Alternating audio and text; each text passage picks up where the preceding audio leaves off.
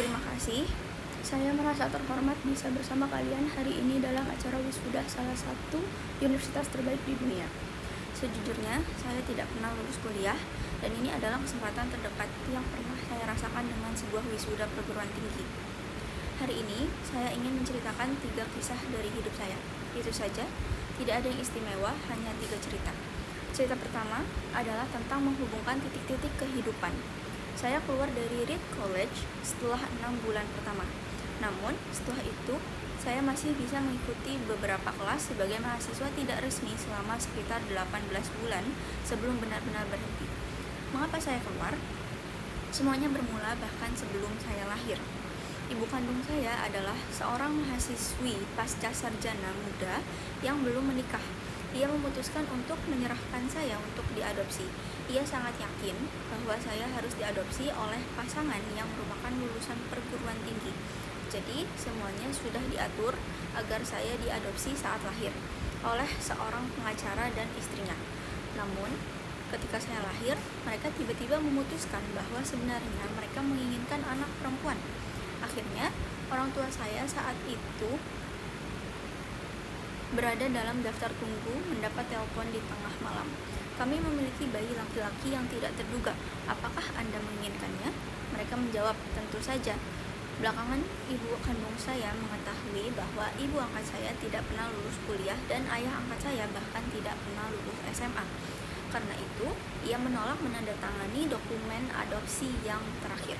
Beberapa bulan kemudian, ia baru setuju setelah orang tua saya berjanji bahwa suatu hari saya akan masuk kuliah. Itulah awal kehidupan saya. Dan 17 tahun kemudian, saya benar-benar masuk kuliah. Tetapi dengan polosnya, saya memilih kampus yang hampir semahal Stanford. Dan seluruh tabungan orang tua saya yang berasal dari keluarga pekerja dihabiskan untuk biaya kuliah saya. Setelah 6 bulan, saya tidak dapat melihat manfaatnya. Saya tidak tahu apa yang ingin saya lakukan dalam hidup, dan saya juga tidak tahu bagaimana kuliah akan membantu saya menemukannya. Sementara itu, saya menghabiskan semua uang yang telah ditabung orang tua saya sepanjang hidup mereka. Jadi saya memutuskan untuk keluar dari kuliah dan percaya bahwa semuanya akan baik-baik saja. Saat itu keputusan itu sangat menakutkan. Namun ketika saya melihat ke belakang, itu adalah salah satu keputusan terbaik yang pernah saya buat. Begitu saya keluar, saya bisa berhenti mengikuti mata kuliah wajib yang tidak menarik bagi saya dan mulai mengikuti kelas-kelas yang jauh lebih menarik. Tidak semuanya indah. Saya tidak memiliki kamar asrama, jadi saya tidur di lantai kamar teman-teman saya. Saya mengumpulkan botol Coca-Cola bekas untuk mendapatkan uang deposit 5 sen yang kemudian saya gunakan untuk membeli makanan.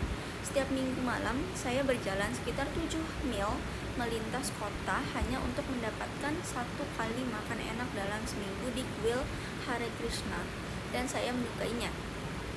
Banyak hal yang saya temukan dengan mengikuti rasa ingin tahu dan intuisi ternyata menjadi sesuatu yang sangat berharga di kemudian hari. Izinkan saya memberikan satu contoh. Pada masa itu, Reed College mungkin menawarkan pendidikan kaligrafi terbaik di seluruh negeri. Di seluruh kampus, setiap poster dan setiap label pada laci ditulis dengan tangan secara indah. Karena saya sudah keluar dari kuliah dan tidak perlu mengikuti kelas-kelas biasa, saya memutuskan untuk mengambil kelas kaligrafi. Saya belajar tentang huruf serif dan sans serif, tentang variasi jarak antar huruf, dan tentang apa yang membuat tipografi menjadi luar biasa. Semua itu begitu indah, memiliki nilai sejarah, dan penuh nuansa artistik yang tidak bisa dijelaskan oleh sains. Saya merasa sangat tertarik olehnya. Tidak satu pun dari hal itu nampak memiliki kegunaan praktis dalam hidup saya. Namun 10 tahun kemudian, ketika kami sedang merancang komputer Macintosh pertama, semua pelajaran itu kembali teringat.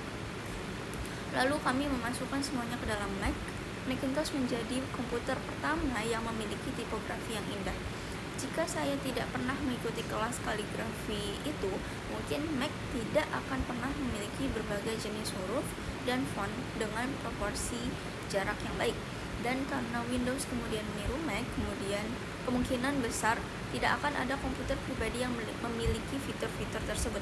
Jika saya tidak pernah keluar dari kuliah, saya tidak akan pernah mengikuti kelas kaligrafi itu. Dan komputer pribadi mungkin tidak akan memiliki tipografi indah seperti yang kita nikmati sekarang. Tentu saja saya masih kuliah, mustahil untuk menghubungkan semua titik-titik itu ke masa depan. Namun 10 tahun kemudian ketika melihat ke belakang, semuanya menjadi sangat jelas. Kalian tidak bisa menghubungkan titik-titik kehidupan dengan melihat ke depan. Kalian hanya bisa menghubungkannya dengan melihat ke belakang. Karena itu kalian harus percaya bahwa titik-titik itu akan terhubung suatu hari nanti di masa depan. Kalian harus percaya pada sesuatu, intuisi kalian, takdir, kehidupan, karma, apapun itu.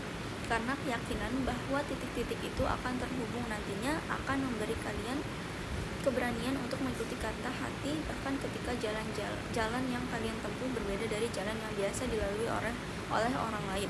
Dan itulah yang akan membuat perbedaan besar.